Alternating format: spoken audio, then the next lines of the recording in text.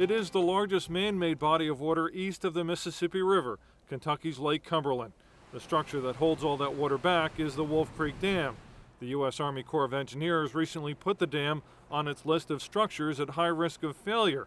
That's because water from the lake seeps through the porous bedrock underneath the dam's concrete foundation and is slowly weakening it. Crews are working to stop the seepage. The project will cost more than $300 million and take 7 years to complete. Barney Davis of the U.S. Army Corps of Engineers says the dam is nearly 60 years old, and that plays a role in making repairs.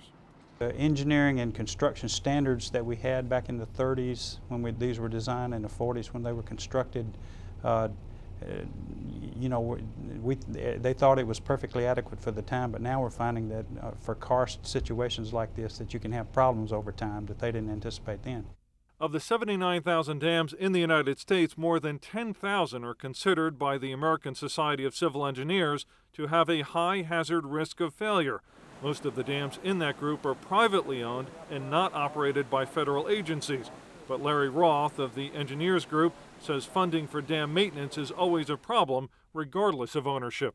Like many of our infrastructure systems, money that is required just to keep systems maintained is often diverted for other things. For example, just in the last 4 or 5 years, maintenance money has been diverted to pay for improved security, and this has been true at a lot of our nation's federal dam sites. So if we're in fact diverting funds that should be used for maintenance, then our infrastructure systems, including the hydroelectric systems, are going to suffer.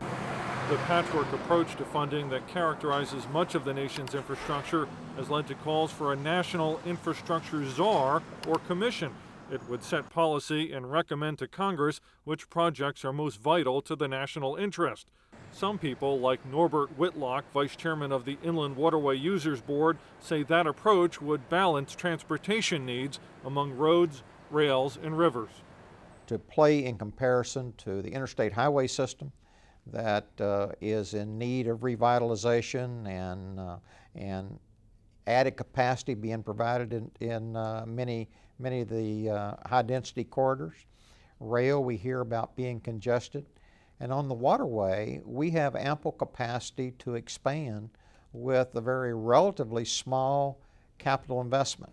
Calls for privatization are also increasing, with a handful of roads and turnpikes already in private hands.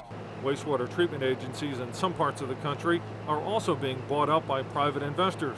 Transportation analysts like Robert Poole of the Reason Foundation say other infrastructure assets could eventually be privatized as well.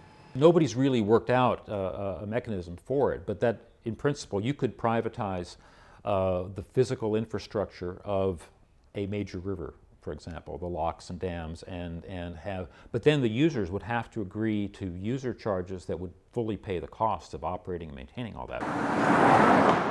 It goes to the heart of the debate, taxes or tolls.